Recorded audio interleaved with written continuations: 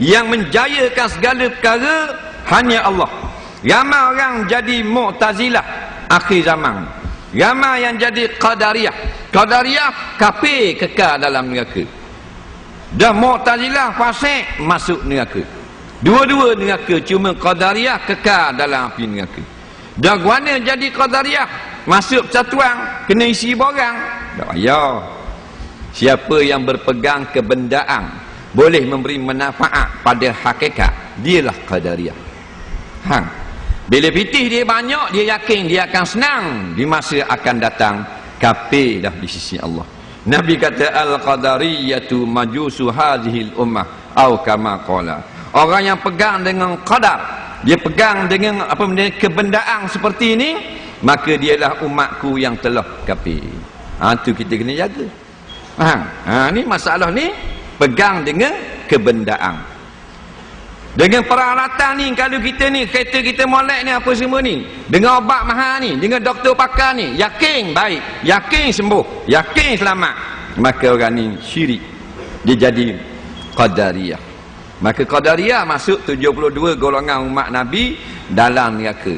Pakai serban kau, pergi ke Mekah kau, rebang juga, nampak, mayan jemaah juga, puasa sama-sama sambut raya belaka, tapi pegang Qadariyah, pegang Mu'tazilah.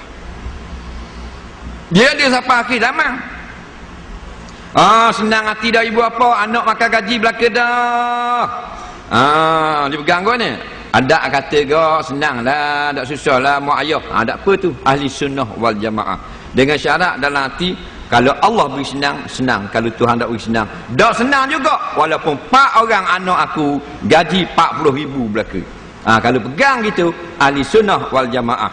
Ni wahidun fil jannah, satu masuk syurga. Ni masuk syurga. Nampak? Ingat, walaupun anak aku gaji 40,000 seorang, 4 orang gaji 40,000 belaka, kalau Allah tak beri senang, tak senang juga aku.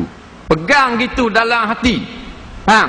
Yang kata di mulut alhamdulillah. Nampak? Ada kata senang lah aku bila-bila. Baru orang ni kemah imam dia. Nampak? Baru tu. Ramai mana pegang pada dalam. Kalau obat mahal baik, kafir di sisi Allah. Kalau doktor pakar, pakar baik ya. Baik gua ni doktor pakar bahan tanah. Siapa tak? Doktor mati tak? Mati? Cuma tak uat, patut kubur doktor buat suku. Perkuburan doktor dan Messi. Biar orang tengok bahawanya doktor mati juga, baru orang senyum. Dia pergi buat suku molek. Kubur doktor pakar. Mati kok doktor. Tengok doktor mati. Orang pergi pegang dengan doktor tu, orang lebih bodoh daripada bewok riang. Dia buat apa haram berobat? Hei, orang dah kata haram berobat. Berobat ni sunnah Nabi. Pergi yang berobat. Nabi kata tadawau, berobatlah kamu, tak ada masalah. Jangan syirik. Kerana innallaha la yaghfiru an yushraka bihi. Allah Ta'ala tidak akan ampun orang syirik dengan dia. Pakai yakin dah, pakai beres dah, kemah keming dah, buat apa? Hospital swasta, satu malam RM500. Takkan doktor komang, obat garanti baik punya boh. Memang obat garanti baik, mung masuk neraka dulu kini yang selamanya. Buat apa? Jadi Qadariyah. Nak berobat tak ada masalah. Tak usah kata klinik pakar. Nak berobat di klinik nu, hospital planet Pluto, boleh. Kalau mu ada pitih gilah. Tapi ingat, la syifaa illa syifaa illa syifauka. Tidak ada syifa yang memberi sembuh melainkan daripada kesembuhanmu. Allah saja yang beri sembuh. Hak tu dia suruh ngaji dulu.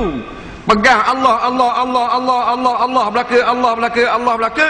Baru meradak dengan dunia. Kita pergi berobat, ini ikhtiar. Yang menyembuh, hak ngaji itu Allah belaka. Baru selamat.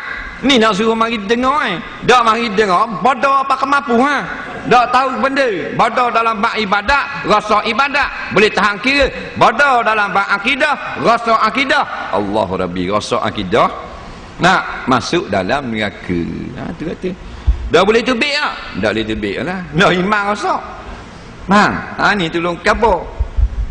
Ni nak suruh mari dengar, le ada kerja. Kalau balik rumah bini tak kerja. Tak. Nah, ha.